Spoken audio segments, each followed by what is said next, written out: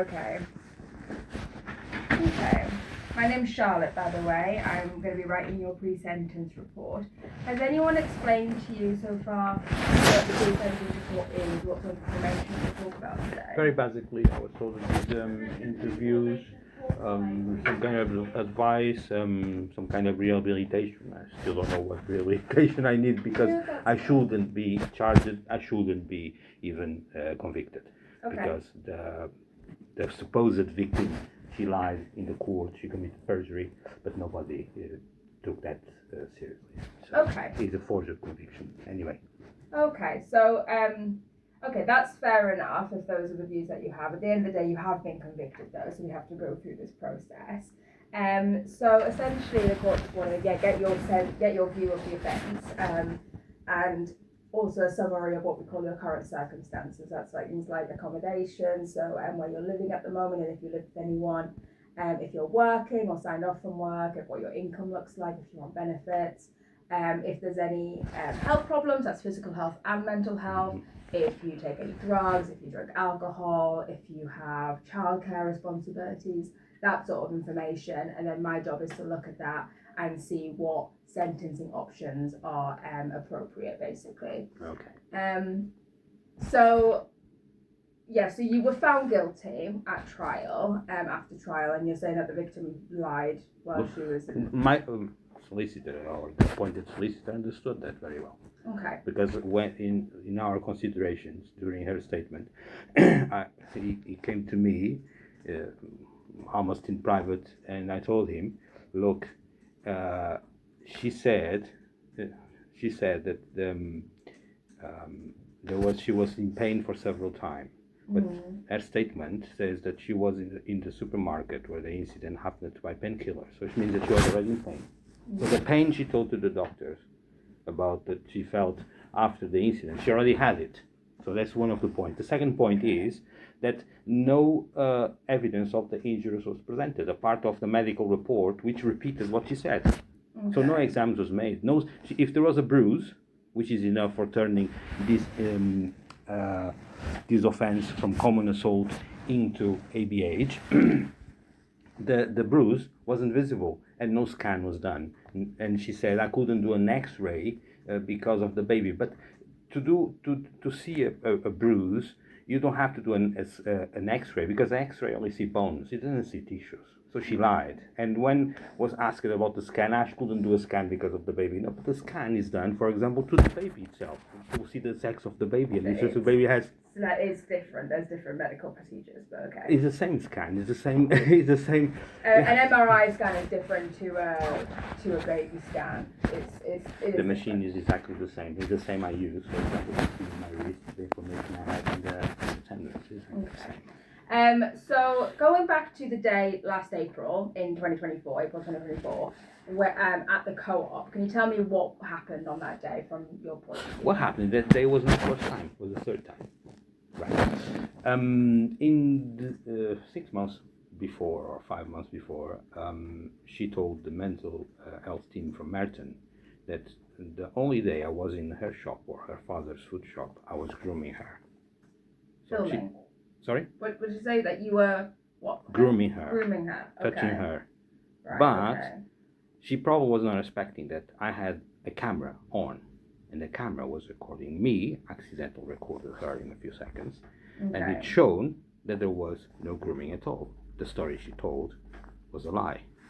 And the person who tracked her conversations with the mental health team said, we need that video to prove that she's lying. So I gave the video to one friend called Marcus Kristinovic, and he shared the video with another friend called Carl Schwartz, and they published online.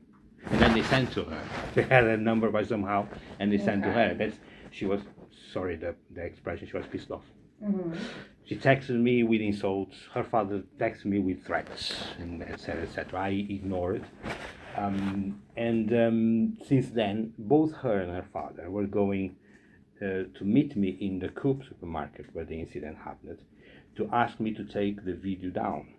The video which shows that she lied. Why? Because since the moment she lied, and the video was online to everyone see, they had to give the money back because they were paid. She was paid to tell those lies about me. Whoever paid her, I don't know. Right. And that happened a couple of times. 3, 4, 5 times. In the Coop supermarket, with her, it happened 3 times. 2 of them are on camera and are on YouTube. And those incidents I had with her on YouTube, I put myself, not somebody else. Right. So, but this time, at the time of the offense, she caught me sleepless for 2 nights. Ask me why, it's my sister. And she got me something that both the prosecution and the magistrates ignored, is that I was involuntarily intoxicated because someone swapped my medication, and the medication was taken to sleep and to the cervical pain I had in my head, here in the neck and goes up to the head and turns horrible.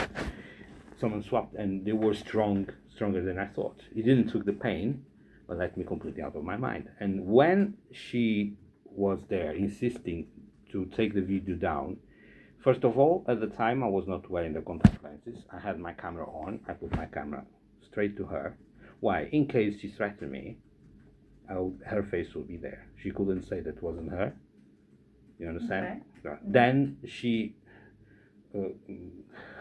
got, how can I say, mad and started saying to stop filming her. But she was filming me at the same time.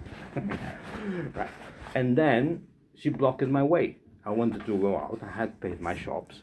I wanted to walk away. I wanted to walk away from the place and from the confusion, and she didn't let me do it. And then she advanced towards me a few meters with a hand in front of my face. And I had to back up. And I felt threatened, and that's when I attacked her.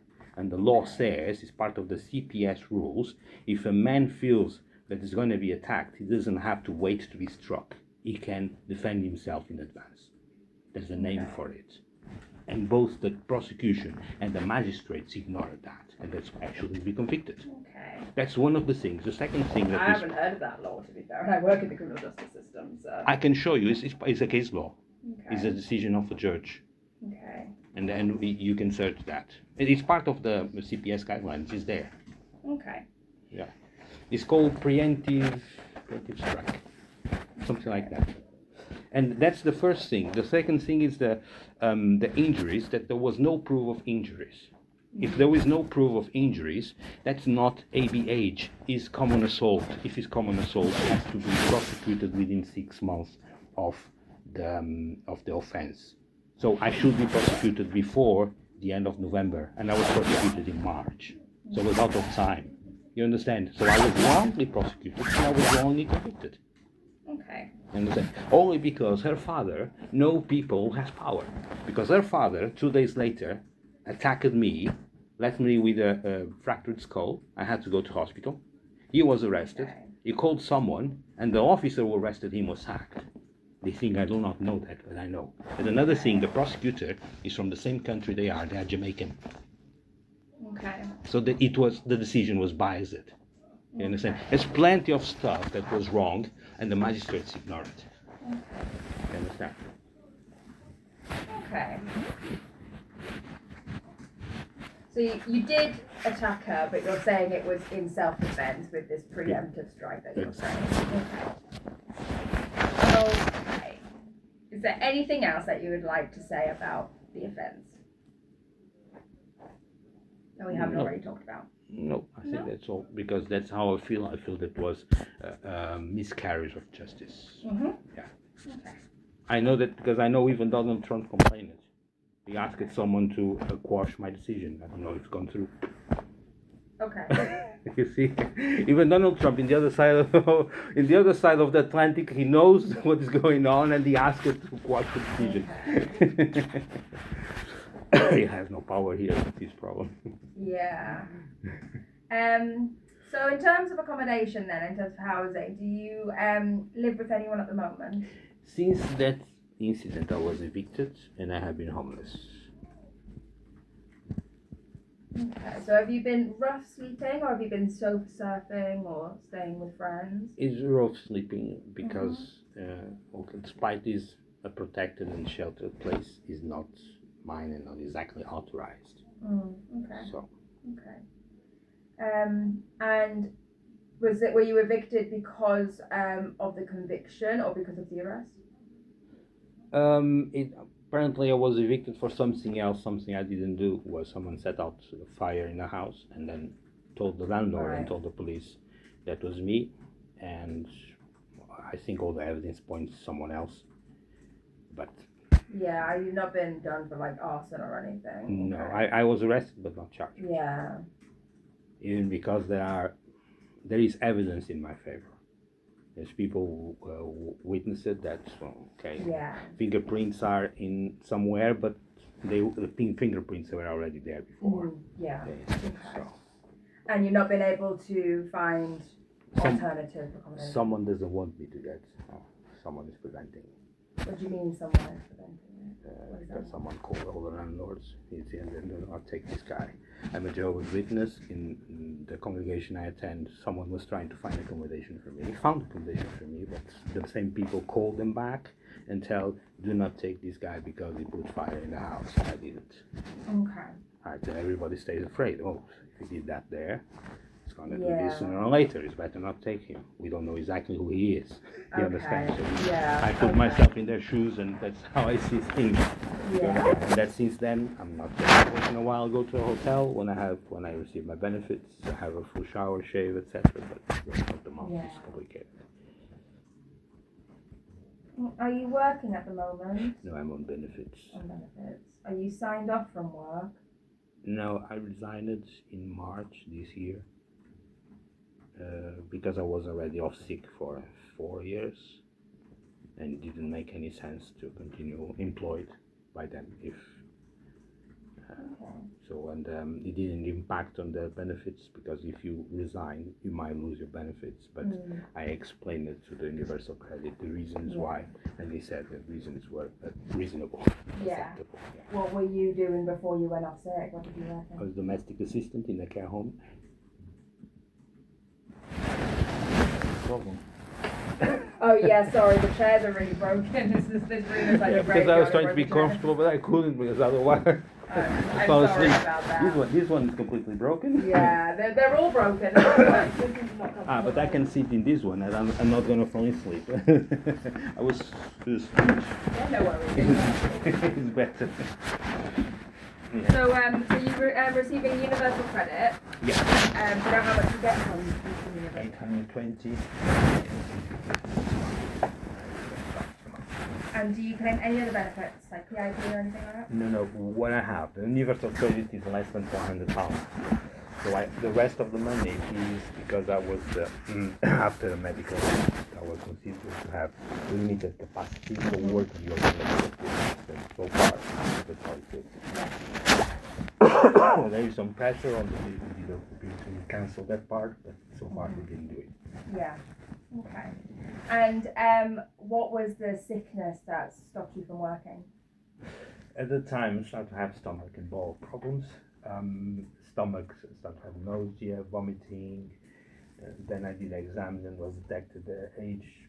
pylori bacteria. Okay.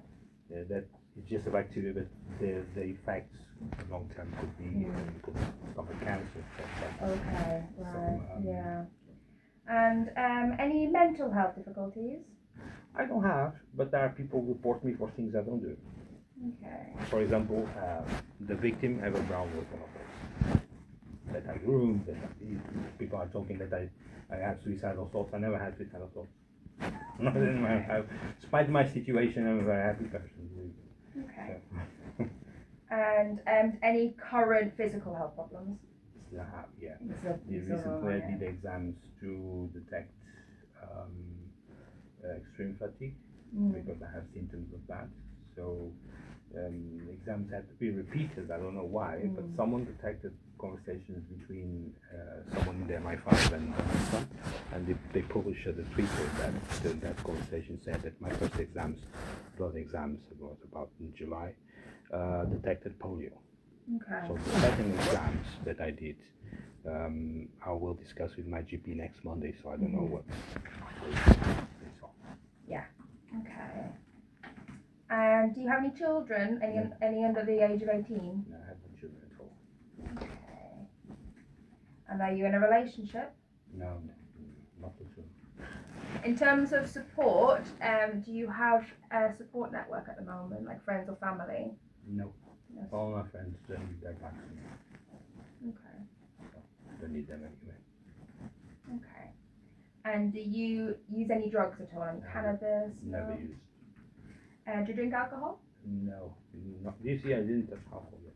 Okay. Let's give you an example. We're in September already. It goes fast. It does. Yeah, but yeah. I didn't. The summer has been a cold summer anyway. For It example, has, yeah. last year I spent part of the summer and the spring because I was after this incident I was assaulted by the father of the victim and another guy. I walked away a little bit from London, and I found very cheap hotels in Blackpool. Yeah. So paying 16, 17 pounds a day. So I could afford at the time. Yeah. So, and even there was a few days a little bit like a heat wave.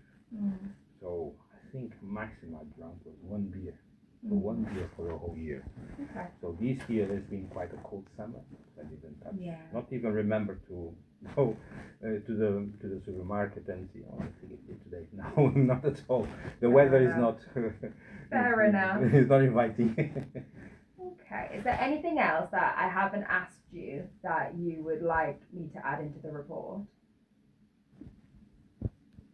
Not at the moment. I also do not know exactly what you want to know. That's fine. Yeah, I mean, I've asked all the basic questions that we ask everyone, but I always just like to open it up to the floor just in case there's anything that someone thinks is relevant that I have that doesn't kind of fall into those categories.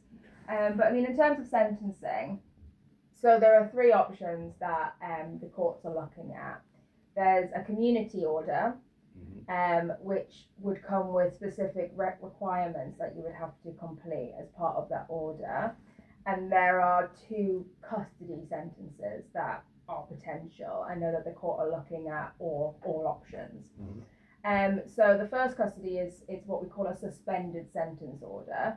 So that is, it acts the same as a community order, but the difference is that if you breached any of the requirements or didn't attend an appointment when instructed or got in trouble again, there's the potential that you could get sent to custody for the remainder of your sentence. It's kind of like a trust of you would be able to like stay in the community, but if you got in any sort of trouble again or didn't comply with it, they would potentially send you to custody. And the other option is imprisonment from the day of sentence. I think this for the first offense, for this offense, prison sentences is Yeah, not part so of the menu. So they are. It's on the table, but in my report, the things that get taken into consideration are the fact that this is your first conviction, and that is going to be in your favour for a community-based sentence, like community requirements. So they may look at suspending a custody sentence if they are looking at custody, but I don't think, in my experience, you're not likely looking at being imprisoned on the day of your sentence. You're likely being released into the community. I just have to explain that is a potential because they have said that they are looking at all options, which includes custody. But in terms, you tell me that the court is violating the law because for the first offense of this type, there's no prison sentence. I'm just going by what they've told me. The court have said an all options report, and that would include custody. If this was a forged prosecution and a forged conviction, I am not surprised that they will forge the sentence as well. So I mean, in terms of the community-based requirements, the standard options that we look at are things like community service. But the fact that you've been signed off from work because of your health issues, I can't recommend community service because there's no way that we can expect you to do volunteer work when you're not able to do paid work. That's right. That's correct. So the other option would be a curfew, but at the moment you don't have an address to put the curfew on, so we can't recommend that either. So that leaves probation supervision. So that is more of a rehabilitative thing, but I know that you feel like there's nothing that you need to work on. So it would be more of a basically just to mark the sentence, to have something basically. But in those appointments, they'll be able to refer you to housing services and try and get you some support in getting yourself housed as well.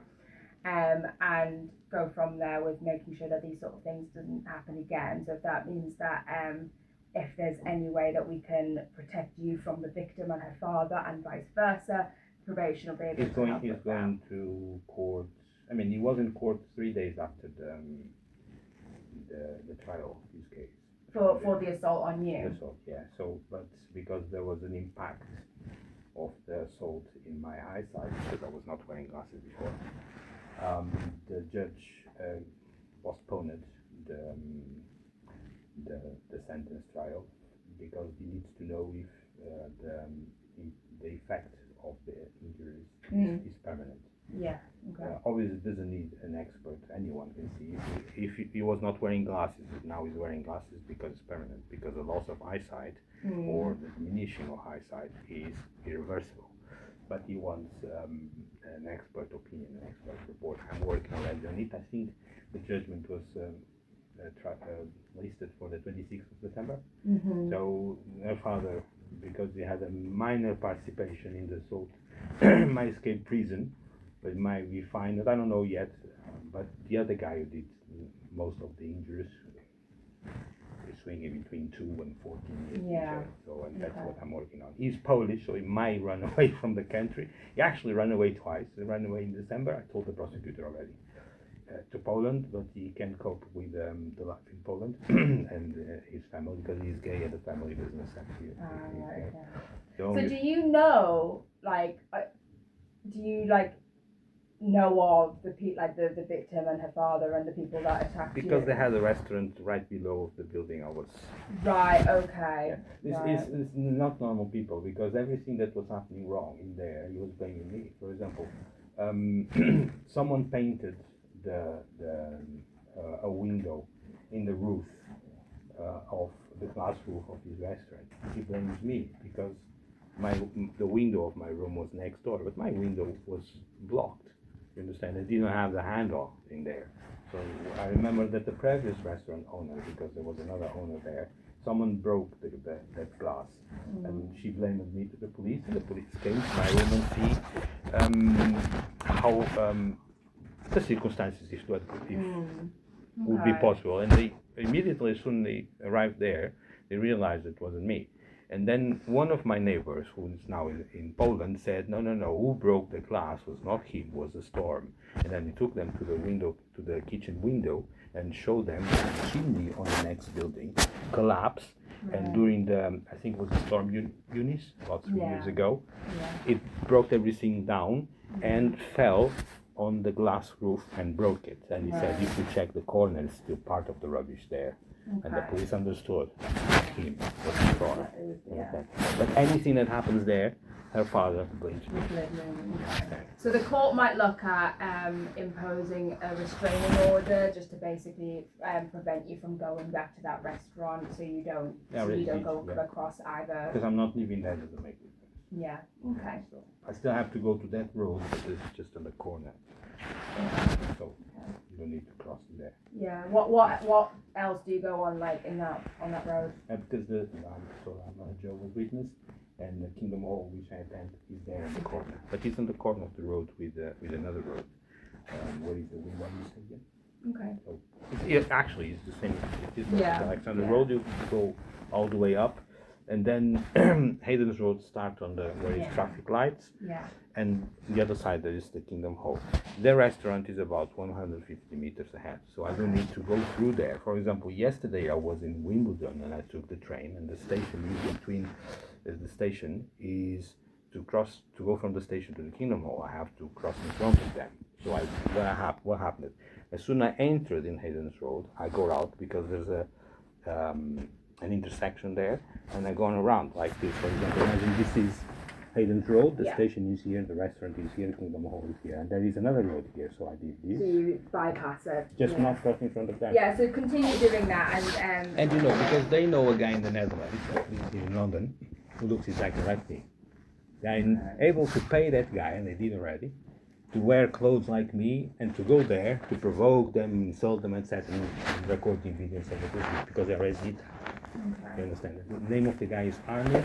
He's from Amsterdam, and they know that guy is their friend. You understand? So that's why each time I go there, I have one of the security aspects why I have so many mobile phones, because I record everything that happens with me outside.